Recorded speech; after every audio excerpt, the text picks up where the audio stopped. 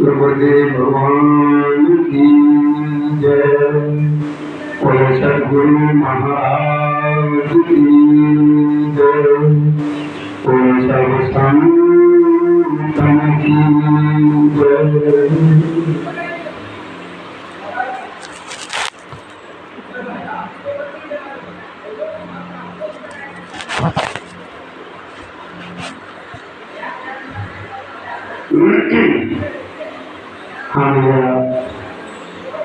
हम प्रभु श्री राम जी की कथा को हम सभी लोग स्मरण करते हैं और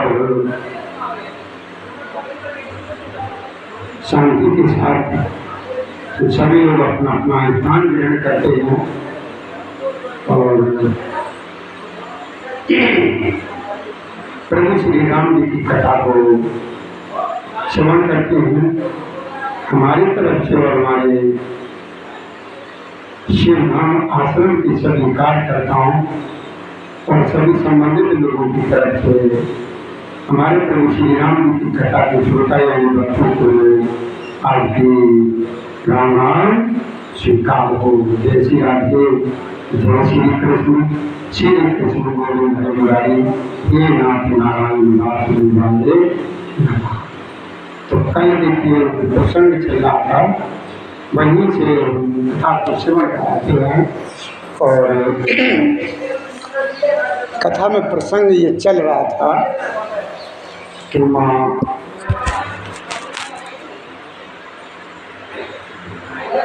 पार्वती मेरे प्रभु श्री राम जी की परीक्षा लेकर के आई और परीक्षा लेकर के जो भी हुआ तो बाबा ने सब कुछ जान लिया और जानने के बाद दोनों लोग जो है ना कैलाश पर्वत की तरफ चलने लगे हैं और माँ पार्वती जब भोलेनाथ की तरफ देखती हैं तो उनके हृदय में बड़ा भारी सोच होता है, बड़ा भारी सोच हो रहा है। सोच हो रहा है कि जो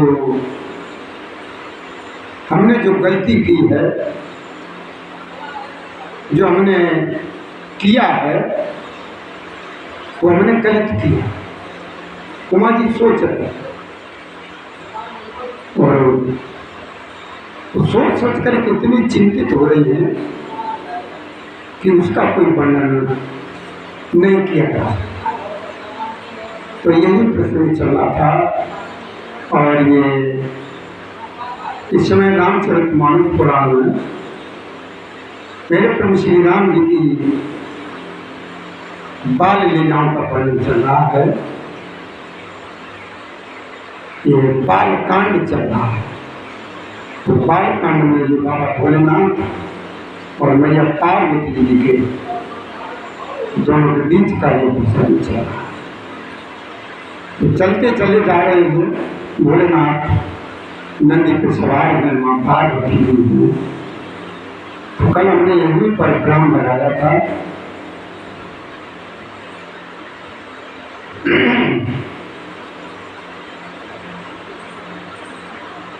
कि हृदय सोच समदत्त नित्य करनी। माँ पार्वती जब अपने हृदय में जाना अपने कर्म को याद करके सती जी बेचारी बहुत चिंतित है। तो चौपाई में बाबा तुलसीदास जी ने लिखा है कि हृदय सोच समझत निज करनी और चिंता अमित जाय नहीं बरनी। कृपा सिंधु शिव परम आराधा और प्रगट न करो। माँ ने समझ तो लिया जो अपनी गलती हुई है अपने से और जो गलती की है अपने किए हुए का एहसास तो हो गया है, लेकिन वो कह नहीं सकती हूँ। और मेरे बाबा भोलेनाथ जो है ना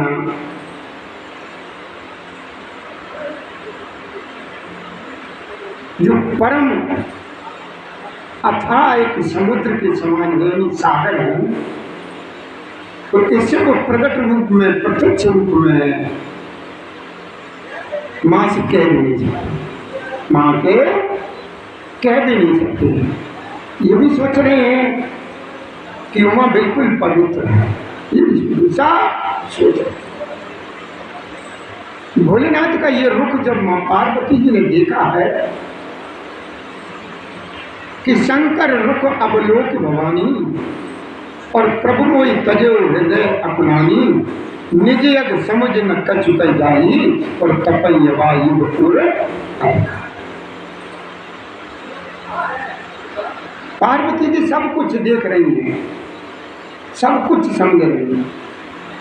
बाबा भोलेनाथ की तरफ देख रही है और उनका रुख देख करके मां ने समझ तो लिया कि मेरे मालिक, मेरे स्वामी ने मेरा त्याग कर दिया, लेकिन खुल करके नहीं कहा कि स्वामी ने मेरा त्याग तो कर दिया। तो ये सब कुछ जान करके वो अपने हृदय में बहुत व्याकुल होती, अपना पाप समझ करके पूछो, कह के नहीं बनता है, परंतु हृदय में भीतर ही भीतर जिस तरीके से कुम्हार का आवाज धीरे धीरे अंदर ही अंदर पकड़ता रहता है, उसी तरीके से मां जगत जननी का हृदय होना जलन।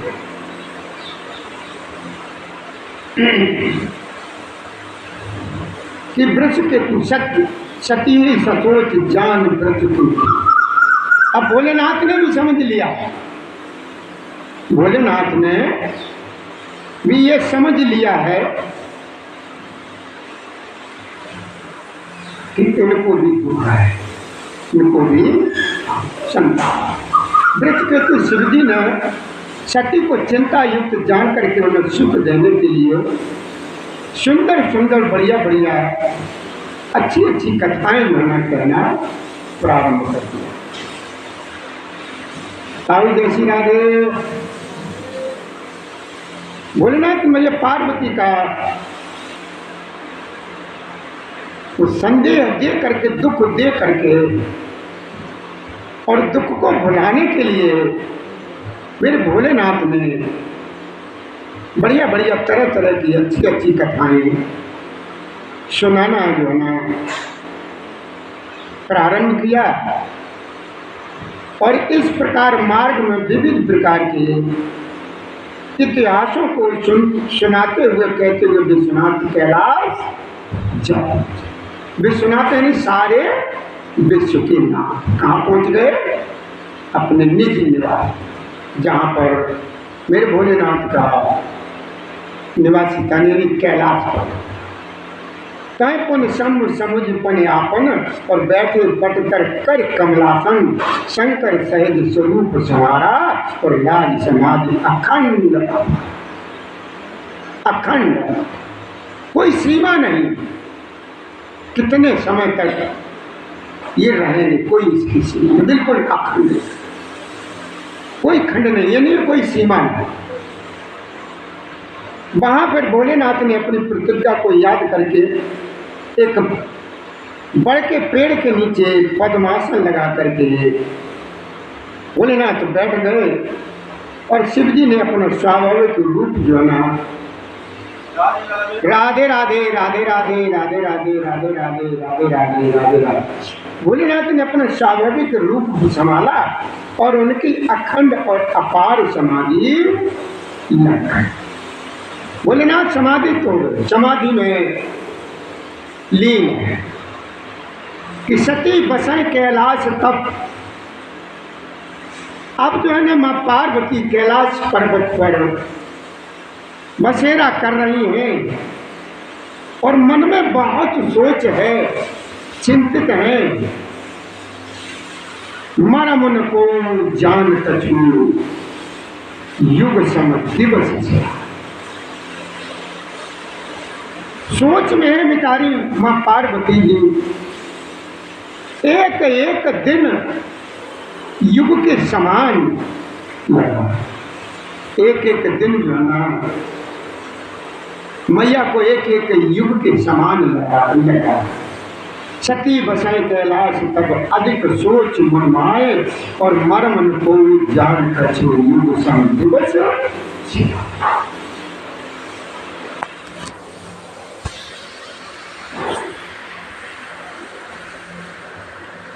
नित नव सोच सती और भागा, और कब जय हो दुख सागर पारा, और मैं जो कीन रघुपति अपमाना, और पुण्यपति बचन मृषा करी जाना।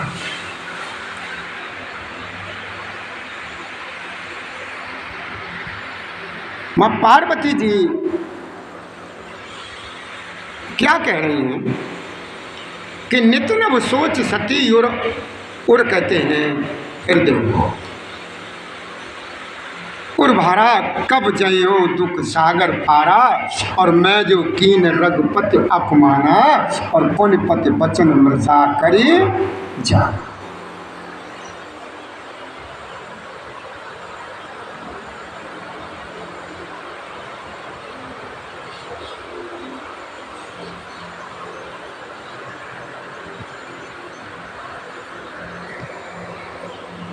मां पार्वती जी इसी ध्यान में है बेचारी। सती जी के हृदय में नित्य नया और भारी सोच उत्पन्न हो रहा है कि मैं इस दुख समुद्र के पार कब जाऊंगी। मैंने जो श्री रघुनाथ जी का अपमान किया और फिर पति के वचनों को मैंने झूठा जाना, हे प्रभु मुझे इस दुख से कब, ये प्रभु श्री राम जी का अपमानित हो उनकी परीक्षा लेना। जिस किसी की आप परीक्षा ले रहे हैं तो परीक्षा क्या उनका अपमान ही तो कर रहे हैं, उनका अपमान ही तो कर रहे हैं कि देखें ये कुछ जानते हैं कि नहीं जानते, इनके अंदर कुछ शक्ति है या नहीं है, क्या है। अपमानित तो होता किसी का परीक्षा, किसी के बारे में उससे कोई सवाल जवाब करना ये अपमान नहीं होता। तो पार्वती जो है ना यही सोच रही है कि मैंने अपने पति देव की बात जो है ना झूठी मानी और मैंने राम जी का अपमान किया परीक्षा। बेटा राधे राधे राधे राधे लल्ला राधे राधे राधे राधे राधे राधे राधे राधे राधे राधे काम किया पुत्र कि सोफल मोई विधाता दीना, और जो कुछ उचित रहा सोई दीना। अब भी अस बुझो नहीं कोई, और शंकर विमुख दिया बसे। पार्वती जी ये सब मन ही मन में सोच रहे, मन ही मन में सोच रही हैं। क्या सोच रही है? ये विधाता जो मैंने गलती की है, मैंने अपने पति की बात जो है ना झूठी मानी, और प्रभु श्री राम जी की यानी रघुनाथ जी की मैंने परीक्षा ली यानी उनका अपमान किया, उसका फल जो है ना विधाता मुझे आज ना देना। अब उसे फल मोई विधाता दीना, और जो कुछ उचित रहा सोई। क्या कहते हैं? जो कुछ उचित था वो मेरे साथ वो फल जो ना मुझे विधाता ने दिया और दिया। अब भी दया से बुझो नहीं तू ही, और शंकर विमुख दिया बसे। विमुख माने अल्लाह। पार्वती जी कह रही हैं उसका फल जो है ना विधाता ने मुझको दिया, जो उसे अच्छा लगा वही उसने किया। परंतु हे परम पिता परमेश्वर, अब मुझे ये उचित नहीं है जो शंकर से तू मुझे अलग करके भी मुझे जिंदा किए हुए। मुझे अलग तो कर दिया है, और अलग करने के बाद भी तो मुझे जिंदा किए हुए। सती जी के हृदय की ग्लानि कुछ कही नहीं। जो मां पार्वती की यानी जगत जननी जगदम्बा के जो हृदय में है, वो दुख कुछ कहा नहीं जा सकता है। सती जी ने मन में प्रभु श्री राम जी का स्मरण किया और कहा, हे प्रभु, यदि आप दीन दयालु कहलाते हैं, अपने भक्तों के हितकारी कहलाते हैं, हित करने वाले हैं, और वेदों ने आपका यश गाया है कि आप दुख को हरने वाले हैं, इसीलिए आपका नाम हरि पड़ा है। मेरे प्रभु श्री जी का नारायण का नाम एक हरि भी है। हरि का मतलब है हरण कर लेना। हरण कर लेना यानी किसी के दुख को हर लेना। मेरे प्रभु श्री जी का नाम एक हरि इसीलिए पड़ा है कि वे सारे दुखों को हर ले, हरण करने वाला वो है। कह न जाए कछ हृदय गलानी, और मनमोह राम सुमर सयानी। जो प्रभु दीन दयाल कहावा, और आरती हरण वेद जसु। क्या कह रहा है? सती के हृदय की गलानी कुछ कही नहीं जाती है। बुद्धिमती सती जी ने मन में ये सोच लिया कि प्रभु श्री रामचंद्र जी का और स्मरण किया और कहा कि हे प्रभु, यदि आप दीन दयालु कहलाते हो और वेदों ने आपका यह यश गाया है कि आप दुखों को हरने वाले हैं, तो मेरा भी दुख हर जाए। आगे कहती हैं कि मैं तो हाथ जोड़ करके विनती करती हूँ, हे प्रभु, मैं आपकी विनती करती हूँ हाथ जोड़ करके कि मेरी यह देह जल्दी से जल्दी, जितनी जल्दी हो सके तो छूट जाए। यदि मेरा शिव जी के चरणों में प्रेम है और मेरा यह प्रेम का व्रत मन वचन और कर्म आचरण से सत्य है, तो ये मेरा शीघ्र शीघ्र जल्दी से जल्दी ये शरीर छूट जाए। ये महाव प्रण है। तो बाबा हमारे तुलसीदास जी आज दोहे में लिखते हैं कि तो सब दर्शी सुने हो प्रभु करो सो वेग उपाय, और हो मरण जय विनय ब्रह्म दुसय विपत्ति।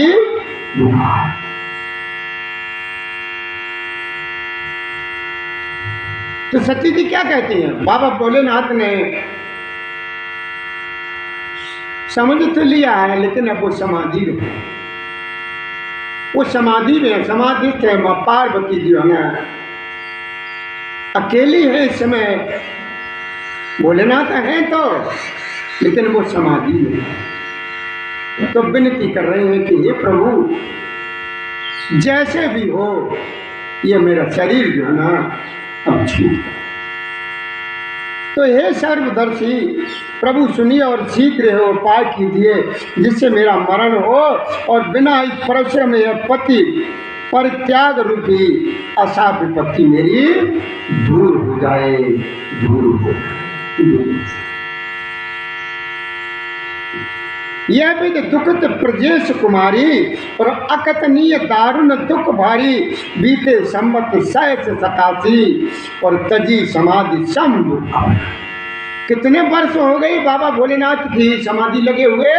माँ पार्वती जी बैठी बैठी यही राह देख रही हैं कि मेरे पति देव की ये समाधि करें। कितने समय तक ये समाधि में रहे बाबा? 87,000 वर्ष तक। एक वर्ष तो बहुत दूर हो जाती है, एक घंटे की जो है ना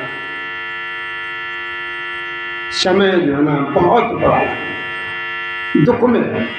जब किसी तरीके का कोई दुख हो, परेशानी हो, तो एक घंटा भी जो है ना एक महीने के बराबर हो जाता है, और एक महीना एक साल के बराबर। और अब माँ कितने दिन तक भोलेनाथ की उसमें बैठेंगे? भोलेनाथ की समाधि कितने समय तक रही? 87,000 वर्ष तक। यह विधि दुखित प्रजेश कुमारी और अकथनीय दारुण दुख। प्रजेश कुमारी यानी दक्ष कन्या। दक्ष तथा सती जी इस प्रकार बहुत दुखित थी और उनको इतना दारुण दुख था कि जिसका वर्णन नहीं किया जा सकता है। 87,000 वर्ष बीत जाने पर अविनाशी शिव जी ने समाधि जो है ना खोली। अविनाशी, अविनाशी का मतलब जिसका कभी नाश ना हो, जिसका कभी नाश ना हो वो अविनाशी है।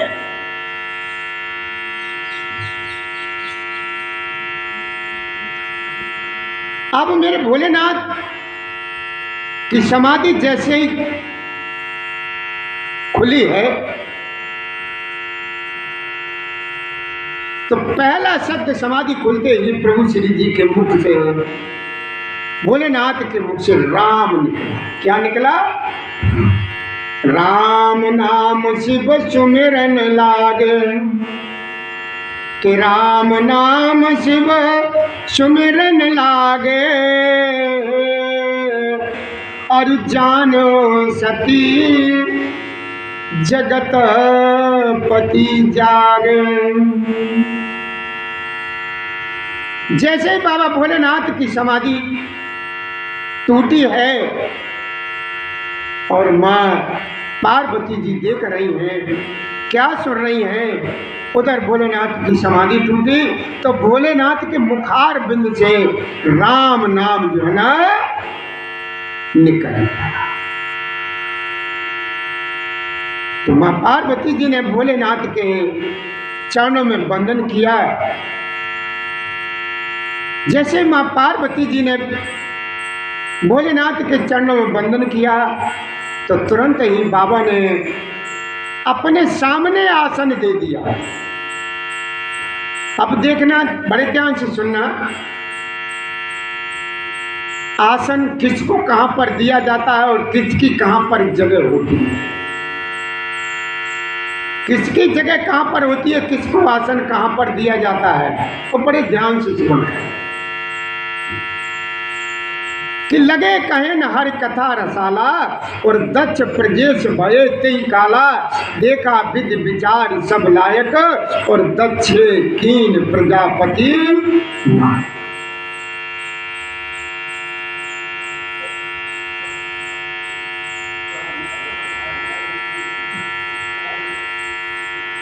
मेरे बाबा भोलेनाथ ने माँ पार्वती जी को सुंदर सा बढ़िया सा एक आसन अपने सन्मुख दिया। सन्मुख का मतलब सामने दिया। लगे कहे न हरि कथा रसाला, मेरी बहुत सुंदर प्रभु श्री राम जी की कथाएं जो है ना भोलेनाथ माँ पार्वती जी को श्रवण कराने लगे। बहुत सुंदर सुंदर। दक्ष प्रजेश भये तेई काला, और देखा विधि विचार सब लायक, और दक्ष कीन प्रजापति नायक। क्या देख रहे हैं? कथा कौन सी सुना रहे हैं भोलेनाथ?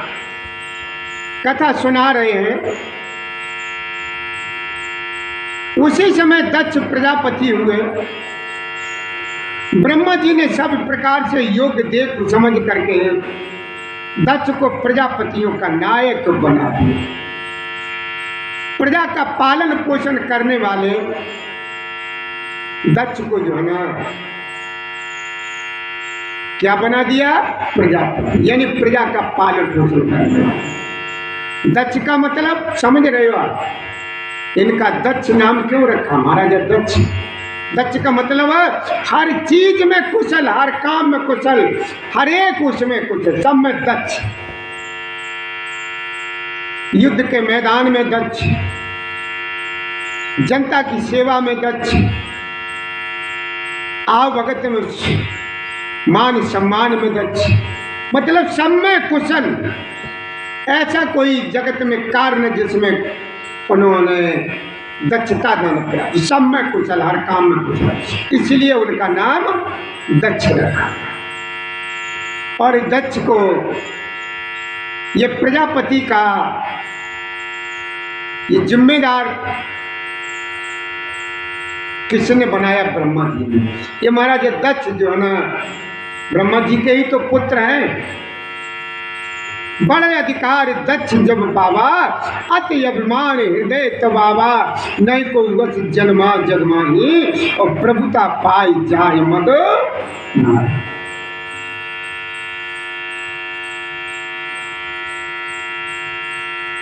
तो भगवान ब्रह्मा जी ने देखा ये राजा जो दक्ष है, हर एक उसमें कुशल है, तो इन्होंने जो है ना वहां का जनता का, प्रजा का नायक बना दिया।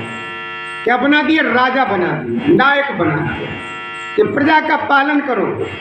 हमारा जो दक्ष बहुत अच्छे प्रकार से प्रजा का पालन पोषण करने लगे। अब क्या हुआ कि दिमाग में इनके में आया, पति पत्नी ने दोनों ने सलाह की कि हमारा तुम्हारा राज्य काज सब बड़े अच्छे तरीके से चल रहा है, प्रजा ना हमसे तुमसे बहुत सुखी है, और भंडारे में किसी प्रकार की कोई कमी नहीं है, क्यों ना एक यज्ञ की रचना की जाए, क्यों ना एक यज्ञ रचा जाए। तो इनकी जो घर से जो थी पत्नी जो थी, यानी माँ पार्वती की जो माँ थी, उन्होंने कहा इससे बढ़िया कौन है, इससे बढ़िया क्या काम है। तो वो भी धर्म पत्नी थी। देखिए पत्नियां जो है ना दो प्रकार की होती हैं, बड़े ध्यान से सुने। पत्नियां कितने प्रकार की होती हैं? दो प्रकार। एक पत्नी होती है धर्म पत्नी, और एक पत्नी होती है, एक के साथ धर्म जुड़ जाता है और एक के साथ धर्म अलग रहता है। तो जो धर्म पत्नी है वो क्या करती है? वो अपने पति को धर्म की तरफ ले जाती है। जो धर्म पत्नी है वो अपने पति को ऐसा कार्य बताएगी जो धर्मार्थ हो, जो मतलब धर्म से संबंधित हो। कोई दरवाजे पर भूखा प्यासा आ गया तो वो उसको भोजन करवाएगी। पति अगर मना भी करता है तो पत्नी कहेगी नहीं, इसको भोजन कराओ, बेचारा भूखा प्यासा है, इसको वस्त्र दो, ये परेशान है सर्दियों में, इसको जूते चप्पल दो, ये परेशान है, नंगे पैरों है। मतलब हर तरीके से। और कथा और भागवतों में ले जाएगी, मंदिरों में ले जाएगी, देवताओं के इष्ट देवों के दर्शन कराएगी धर्म पत्नी। क्यों? उसके साथ धर्म जुड़ा हुआ, धर्म जुड़ा हुआ। और जो पत्नी है वो पति को अपने पतन की तरफ ले जाएगी। किधर ले जाएगी? पतन की तरफ। अब पतन कहाँ पर है? बाजार है। बाजार में ले जाएगी, शॉपिंग कराएगी, बढ़िया बढ़िया होटलों में खाना खिलवाएगी, कहेगी कि चलो आज बाजार में खाना खाते हैं। जो कुछ देखेगी वो अपने लिए जो ना जबरदस्ती उनसे कहलवाएगी, हमें दिलवाओ। तो वो पत्नी है। और जो धर्म के मार्ग पर कथा है, भागवत है, सत्संग है, उनमें जबरदस्ती अपने पति को ले जाएगी, वो धर्म पत्नी। तो ये कौन है? धर्म पत्नी। तो अपनी जब पत्नी से, मैना जी से जब बातचीत की, बहुत बढ़िया हो जाएगी, बहुत अच्छा है, यज्ञ की रचना की। अब यज्ञ की रचना की गई, यज्ञ की पूरी तैयारियां हो गई। चारों तरफ जो है ना न्योता पानी, काट वाट, पर्चा पर्चा, जो कुछ जमाने में होते थे वो प्रचलन जो था वो पूरा। हितु नातेदार रिश्तेदारों को सबको बुलाया गया, सबके यहाँ निमंत्रण भेजा गया। जिस तरीके से खबर भेजी जाती थी, जो तरीके होते थे उस तरीके से सबके यहाँ खबर भेजी गई, लेकिन भोलेनाथ को छोड़ दिया, यानी वंचित कर दिया गया इसे। तो अब क्या हुआ?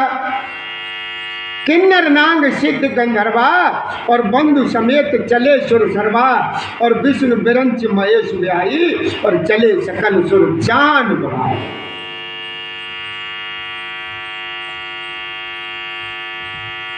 उधर क्या हुआ, जब इतना बड़ा महाराजा दक्ष को अधिकार मिल गया, नायक बना दिया, तो भैया आजकल दुनिया में ऐसा कौन है जिसे पद मिल जाए और उसे पद का जो है ना घमंड ना है। माया का जो अभिमान, ऐसा कोई है जगत में जो माया पा जाए और फिर उसे मद ना हो? कोई है? ऐसा विचार करके देखिए, जिसके पास 4 पैसे हो जाते हैं वो ये समझ लेता है कि पता नहीं मेरे पास जाने कितना कुबेर का खजाना। अभिमान हो जाता है, और अभिमान ही नाश का चल। अपने ऊपर कभी भी किसी प्रकार का अभिमान नहीं करना चाहिए, न पुत्रों का, न ताकत का, न पढ़ाई का, न लिखाई का, न पैसे का, न दौलत का, किसी भी प्रकार का अभिमान नहीं करना चाहिए। जो कुछ भी है आज सब उसी परम पिता परमेश्वर का दिया। मेरा कुछ नहीं भैया, न मेरे लड़के हैं, ये क्या है?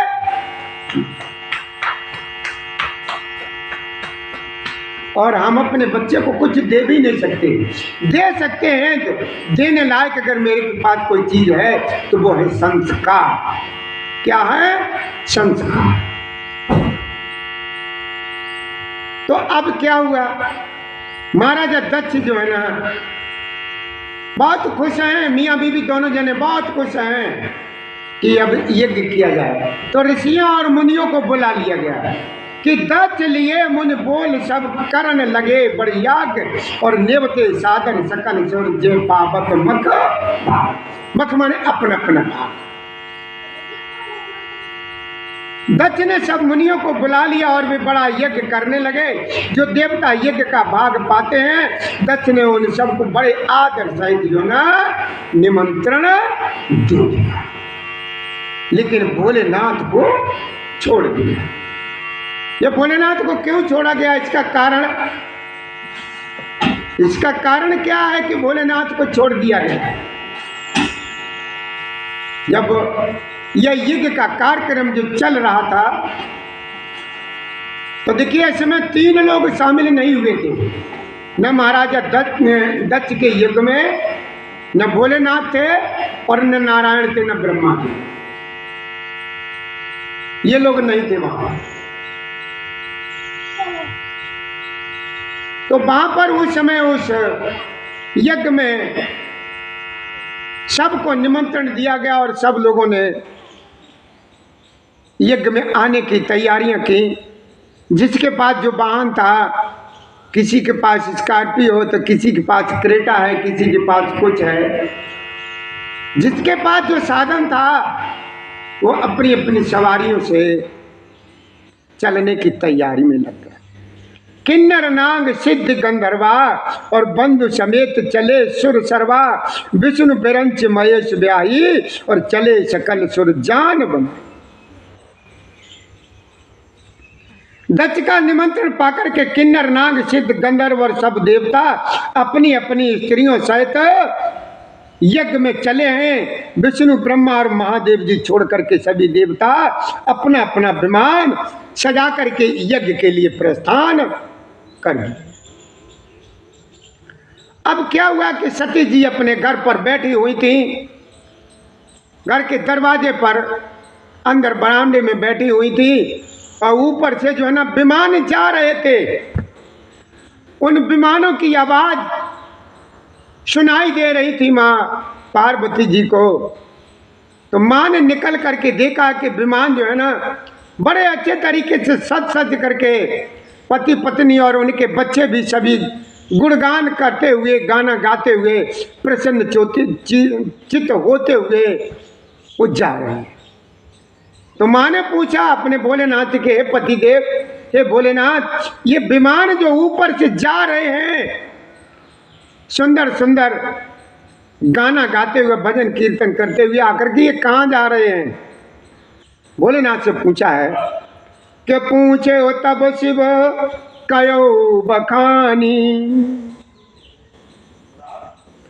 और पिता यज्ञ सुने कछु हर्षानी, जो महेश मोई आयुष देही और कछु दिन जाई रोम से ही।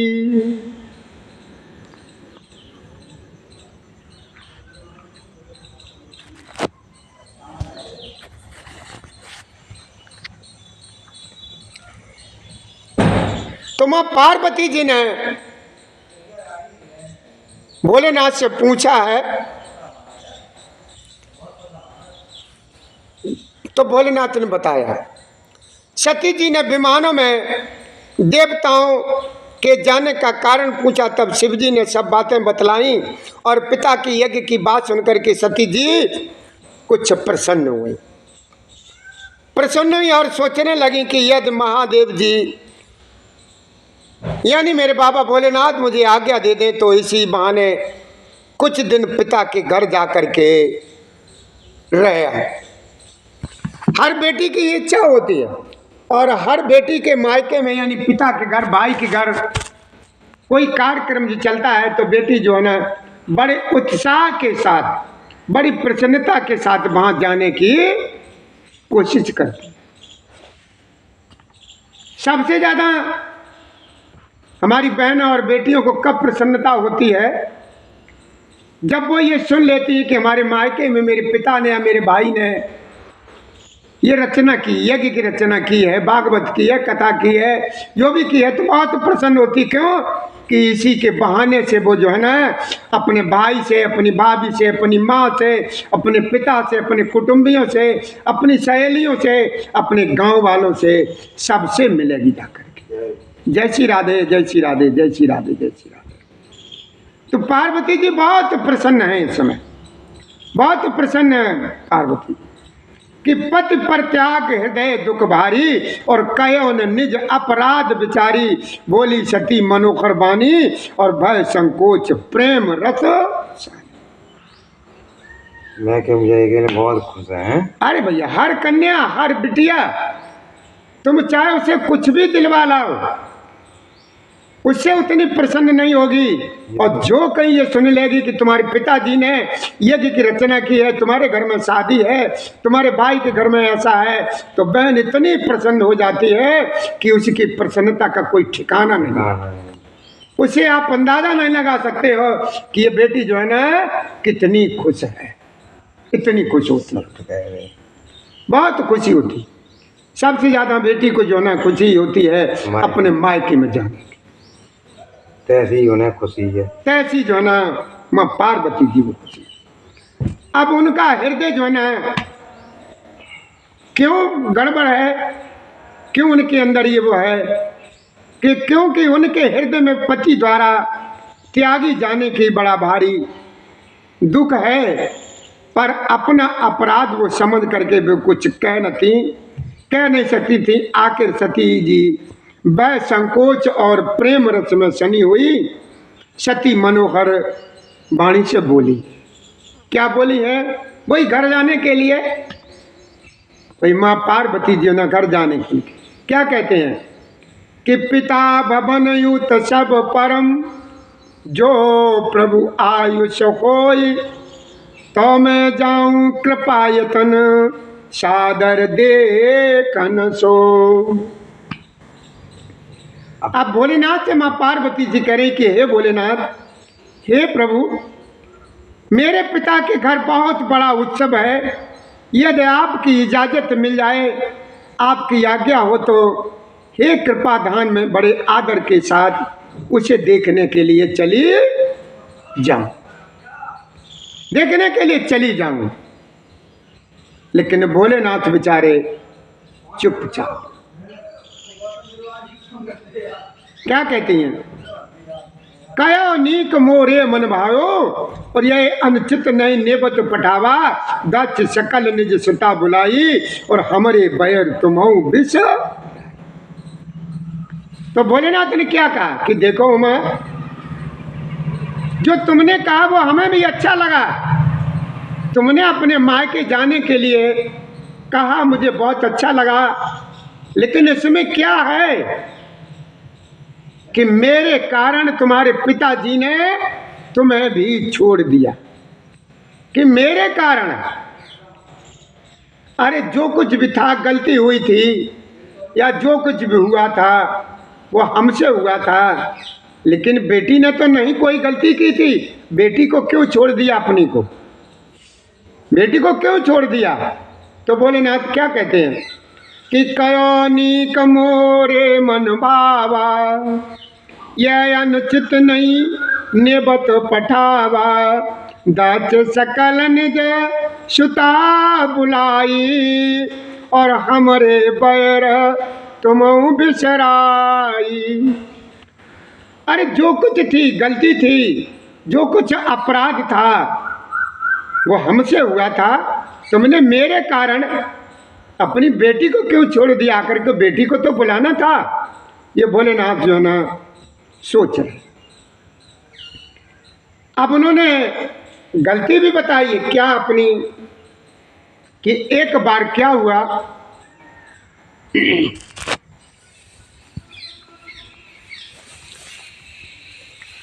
कि एक बार क्या हुआ कि ब्रह्म सभा हम सन दुख माना, और तेते अजहू कराई अपमाना, जो बिन बोले जाऊ भवानी, और रहे न सील सने होना कहानी। तो भोलेनाथ ने कहा कि देखो उमा, तुम वहां जाओगी, मना नहीं है, लेकिन वहां पर बगैर बुलाए तुम जाओगी तो वहां पर तुम्हारा सम्मान नहीं होगा। एक बार ब्रह्मा की सभा में हमसे मेरे ससुर जी यानी तुम्हारे पिताजी अप्रसन्न हो गए थे, उसी से अब भी वो हमारा अपमान करते हैं। हे भवानी, जो तुम बिना बुलाए जाओगी तो न शील होगा, न कोई तुमसे प्रेम से बोलेगा, न स्नेही रहेगा, और न मान मर्यादा रहेगी। भोलेनाथ तो क्या मिला जवाब में दिया है कि जदप मित्र प्रभु पितु गुरु गेहा, और जायो बिन बोले न संदेहा, तदप विरोध मान जाए कोई, और तहां गए कल्याण ना कोई।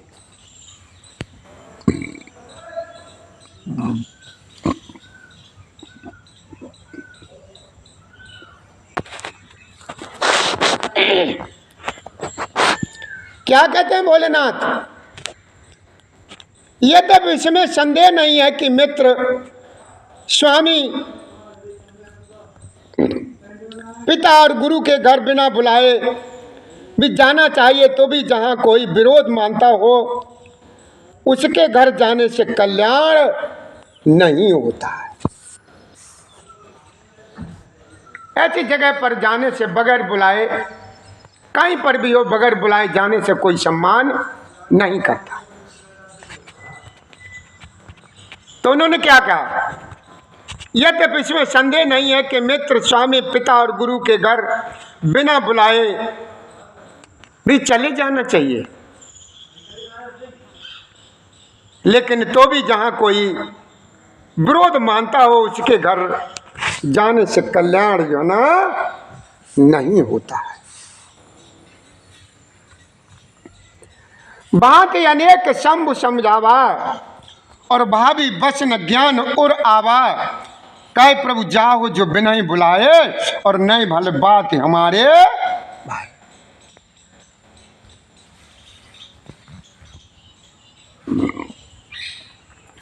शिव जी ने बहुत प्रकार से समझाया। भोलेनाथ ने उमा को बहुत तरह तरह से समझाया, लेकिन होनहार होती है वो तो हो कोई बचती है, कुछ नहीं समझाने से होता। पर होनहार बस सती के हृदय में बोध नहीं हुआ, और फिर शिव जी ने कहा कि यदि बिना बुलाए जाओगी तो हमारी समझ में ये अच्छी बात नहीं है, ये अच्छी बात नहीं है। तुम बगैर बुलाए वहां पर जाओगी, देखो तुम्हारा अपमान होगा, हमारा वहां पर आसन नहीं मिलेगा, आपको बुरा लगेगा, आप उसको बर्दाश्त नहीं कर पाओगी, इसलिए न जाओ। तो ज़्यादा अच्छा।